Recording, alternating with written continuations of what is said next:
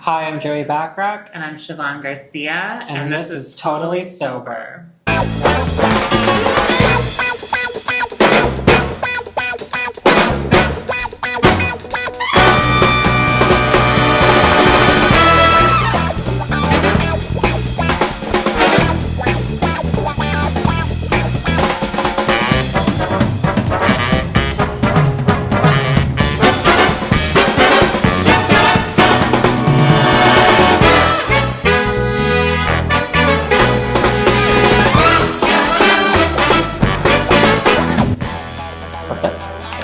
We're gonna cut, so if it's a little empty sometimes, don't worry about it. It's all in editing magic. All right. This week we have a very important guest. His name is James, and I will let him introduce himself. Hi, I'm James Sewell, and I am the biller for Rainbow Hill Recovery. So one of this week's topics that we are going to discuss is to find out what people think when it comes to people who lie about their time and sobriety. Do you think it's appropriate for people to say they have more time than they do? Or what are your thoughts on it? I'll just let you talk about it freely. I think it's never really okay to lie about your sober time. That said, I can understand people's motivation sometimes and not wanting to necessarily disclose. If you're someone who's struggled with addiction several times and you get a little time and then, something happens, right? We're familiar with relapse. Being in this industry, it does happen. I don't think that a person necessarily needs to go out and shout from the rooftops that they slipped, right? Mm-hmm. It's a recurrence of their illness and it needs to be treated as such. At the same time, I think that it's kind of wrong for somebody to lie about it or take a dirty chip, right? Mm-hmm. If you go to a meeting and you say that you have 5 years when you don't, Mm-hmm. I think it also kind of sets a person up for failure, right? You've now got a secret.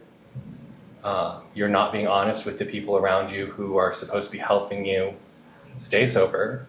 And how can they be there for you if you're not being honest with them? Yeah, and it probably makes it worse too when you have that guilt on your shoulders, right? I would think. Yeah. Doesn't feel good.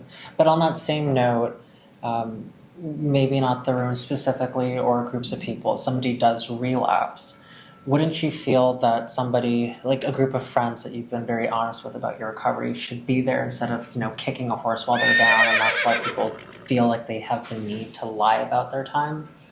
Like feeling judged. So we see both sides of the same coin. Yeah, the toxic guilt, the shame that gets placed on people if you slip, I think that is something that people are very concerned with sometimes. We're supposed to be supportive and encouraging and build people up in the rooms and recovery.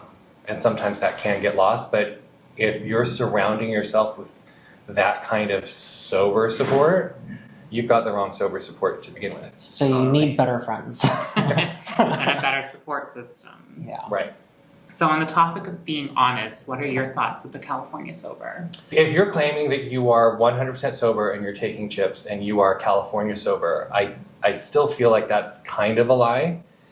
If you're being honest about it, if your sponsor knows, if your sober support system knows that you're doing California sober instead of traditional abstinence, it's a little bit better. But again, if you're going into the rooms at AA and taking your sobriety chips and you're not, personally, I think that that's wrong. Mm-hmm. Yeah, and I think I couldn't agree with you more. I 100% agree. I think anything that's a mind-altering substance doesn't count as sober, and we talked about that pretty in depth. Mm-hmm. And speaking of which, so somebody wrote a comment on one of our recent videos when I identified as a proud alcoholic.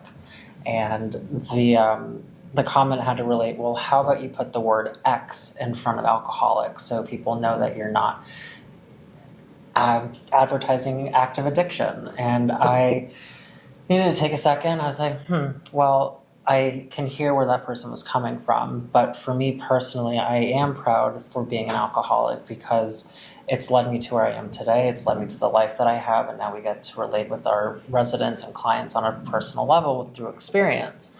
And if I put the word X in front of it, then that means that if I one day decide to start drinking again, that I am cured and I am no longer an alcoholic. I tried that once when I had a year and some change under my belt. I thought I wasn't an alcoholic, so I went out, and I was out for 7 months and nearly burnt my entire life down to the ground. So no, I'm not going to put the word X in front of alcoholic. No, and I think if you know you have a problem and you know you have addiction, I think I think it's pretty safe for yourself to say that you cannot drink. And you can't be cured, because once an addict, always an addict. Isn't that true? And there's no shame in that. No. None. There's so much stigma around what addiction is, what an alcoholic is, what a drug addict is. Okay. It's not the end of the world. It's actually I don't think anybody has the right to label you as anything. Mm-hmm. You pick, and if you're comfortable, if you like the term I'm a proud alcoholic, if that has meaning to you, if somebody else feels better saying that they're an ex-alcoholic, fantastic, good for you. But don't put your labels on somebody else, regardless of what the label is, right? I mean, we're at Rainbow Hill Recovery. Yeah. Don't label people. Yeah. Don't shame people either for being honest with who you are, knowing that you are an alcoholic. And we also think it takes a lot of strength and courage for anyone to wear their sobriety on their sleeve. So I hope that answered that person's comment / question. But I'm a proud alcoholic, and I'll scream it from the rooftops. What as a treatment center owner, what are some of your concerns about being a treatment center owner, working in the field of addiction, trying to help people? What are some thoughts or concerns that are weighing on your mind today? That's a loaded question, but one we've been very clear and vocal about what bothers us within the treatment world. We wish there were more facilities like ours that are doing it for the right reasons, being genuine, being affordable, and serving our population how they should be, and separating those that are friendly programs and those that are affirming, and I can talk about that for hours. So there's your topic for next time. Yeah. Well, I'm glad that we got to introduce you to James. I'm sure you'll be seeing more of him in the future. Yeah, he is our amazing biller at Rainbow Hill Recovery. And we just want to say thank you so much for watching on this week's episode. And don't forget to like and subscribe and hit that like button. That was so cheesy. But that's why people do just like chat. It's really Leave hot. that in the edit. Yeah, she has so many good moves.